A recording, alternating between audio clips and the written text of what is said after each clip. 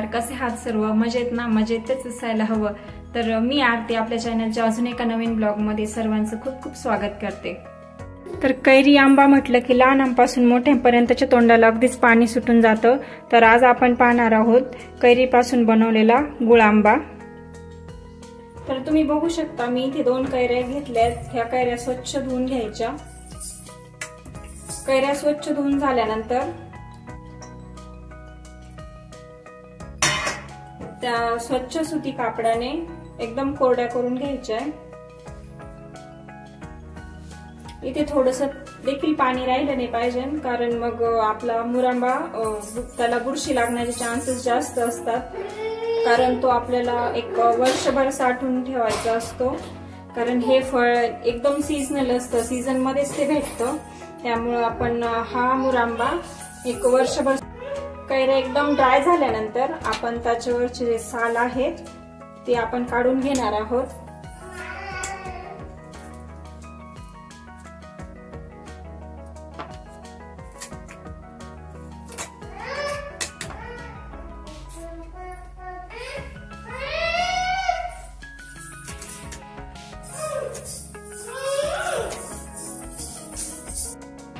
तर तुम्ही बघू शकता व्हिडिओमध्ये आपण दोन्ही कैऱ्यांची साल काढून घेतलेली आहे. आता ही साल आपण वेगळी करणार आहोत. साल वेगळी केल्यानंतर आपल्याला किसणीच्या साहाय्याने कैरीचा बारीक असा किस करून घ्यायचा आहे.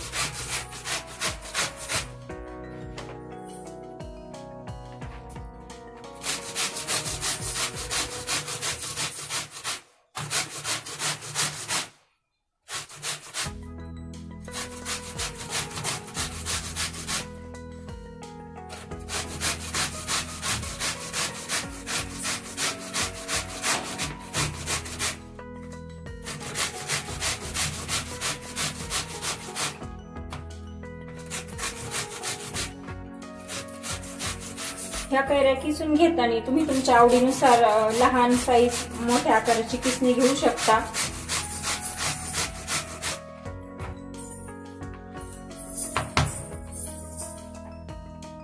हा अशा काही पद्धतीने हा तयार होतो.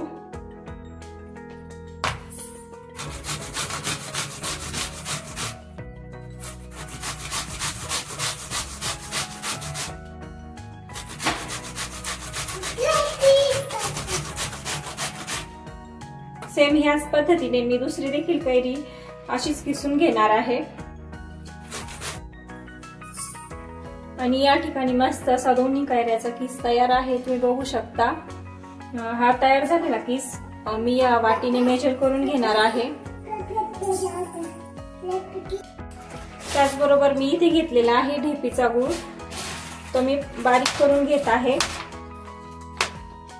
आणि इथे जेवढी कैऱ्याची क्वांटिटी असेल, म्हणजे 2 वाटी कैऱ्या भरलेल्या आहेत, तर मग मी इथे 2 वाटी गूळ घेणार आहे.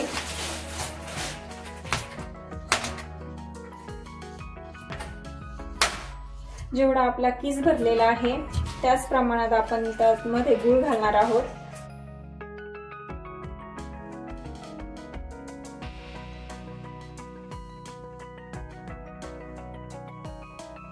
बघू शकता तुम्ही कैरीच्या प्रमाणात मी गूळ घेतलेला आहे. आणि आता आपण मुरांबा करण्यास सुरुवात करणार आहोत. मी इथे गॅसवर कढई गरम करण्यासाठी ठेवली आहे आणि डायरेक्टली त्यात आता ज्या कैऱ्या आहेत कैऱ्यांचा किस तो ऍड करणार आहे.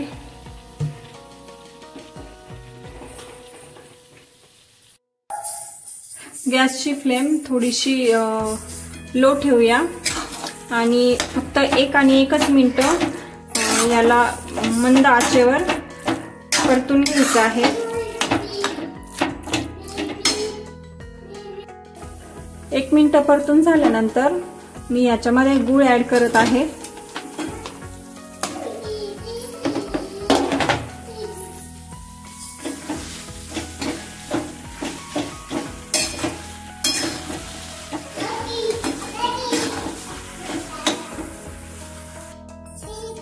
गूळ ऍड केल्यानंतर कंटिन्युअसली असं हलवत राहायचंय.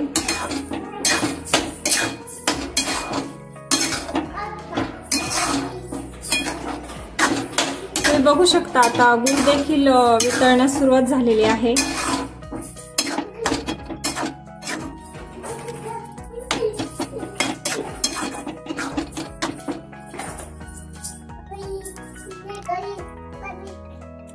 आणि अगदीच 5 मिनिटं याला आपण शिजून घेणार आहोत. तुम्ही बघू शकता एकदम रसरशीत असा मुरंबा तयार झालेला आहे.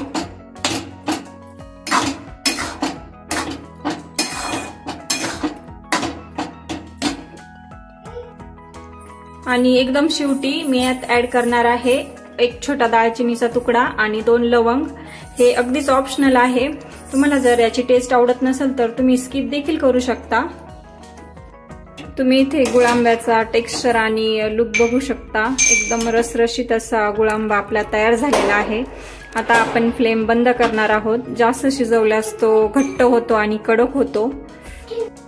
आणि हा तयार झालेला मुरंबा मी गार होण्यासाठी एका मोठ्या पात्रामध्ये काढून घेणार आहे. आणि हा गार झालेला गुळांबा तुम्ही एका काचेच्या बरणीमध्ये स्टोअर करून ठेवू शकता आणि तो 1 वर्षभर टिकेल असा ठेवू शकता. या ठिकाणी आपला हा गुळांबा खाण्यासाठी तयार आहे. आणि एकदम गार झाल्यानंतर हा गुळांबा तुम्ही काचेच्या बरणीमध्ये स्टोअर करून ठेवू शकता. एकदमच 1 वर्षभर टिकेल हा गुळांबा. आणि या ठिकाणी मी फक्त 2च कैऱ्यांचा मुरंबा बनवला होता. तुम्ही बल्क क्वांटिटीमध्ये बनवून त्याला स्टोअर करून देखील ठेवू शकता आणि वर्षभर एन्जॉय करू शकता. व्हिडिओ आवडल्यास चॅनलला लाईक, शेअर आणि सबस्क्राईब करायला विसरू नका. तोपर्यंत बाय बाय.